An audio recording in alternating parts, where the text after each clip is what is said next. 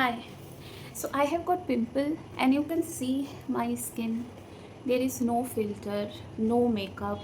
আমি জাস্ট এখনই অফিস থেকে ফিরলাম অ্যান্ড তোমরা যদি বুঝতে পারো তোমরা দেখতে পারবে যে আই এম জাস্ট লাইক আমার স্কিন দেখে বুঝতে পারবে আমি কতটা টায়ার্ড, কতটা ক্লান্ত and I just got pimple. So what's the story is, বেশ কিছুদিন হলো আমার শাশুড়ি মা নি রিপ্লেসমেন্ট হয়েছে, তো বেশ কিছুদিন হয়ে গেছে। তো she is completely on bed rest. এখন টুকিটাকি যা কাজ হয়, খুব বেশি নয়, আমাকে করতে হয় অ্যাজ এক্সপেক্টেড। অ্যান্ড অলসো তোমরাও সবাই জানো যে আমি একজন কর্পোরেট এমপ্লয়ি, কর্পোরেটে কেমন চাপ থাকে তোমরা সেটা জানো ভালো মতো। তো আজকে আমার এই ভিডিওটা করার পেছনের রিজন হচ্ছে যে আজকে আমার শরীরটা ভীষণ খারাপ। ভীষণ মিন্স লুজ মোশন, গা পাকানো অ্যান্ড মেবি কোনো খাবারের ডাইজেশনের প্রবলেম হওয়াতে আজকে আমার মানে শরীরটা সারা দিন খারাপ গেছে। তো at this moment I am badly missing my mom.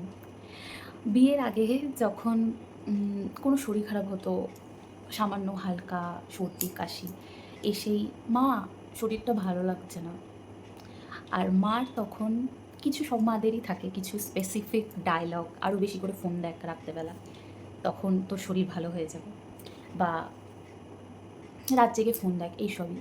But ওই বকাটার পরে যে কেয়ার আসতো, যে স্টেপ বাই স্টেপ প্রসেস আসতো সেই শরীরটা ঠিক করার জন্য, সেটাকে আজকে খুব মিস করছি। কারণ আজকে আমার শাশুড়িমাও যথেষ্ট কেয়ার করে, নো ডাউট, বাট আমার মনে হয় আফটার ম্যারেজ একটা মেয়ে কতটা হেল্পলেস হয়, যে তার মুখটা দেখে হয়তো কেউ বলবে না আহারে আমার মেয়েটার মুখটা কত শুকিয়ে গেছে, বা হয়তো এটা বলবে না ঠিক আছে তোর শরীর খারাপ লাগছে একটু হাতের সামনে নুন চিনির জল করে এনে দেবে না।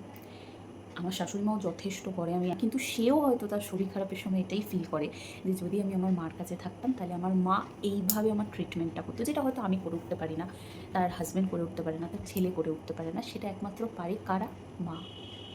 তাই I am badly missing my mom. So I want to say I miss you a lot and please তোমরা কখনো মাদের সাথে যারা আছে, অনেকেই আছে আমি দেখি মা ফোন করলে ওফ রাখো তো ফোনটা এখন আমি বিজি আছি। You will miss her one day and you will miss all those things that she has done for you when she used to be around you.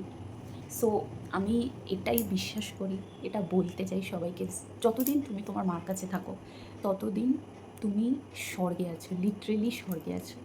ভিডিওটা একটু বড় হয়েছে কিন্তু ইমোশন আছে ভাই।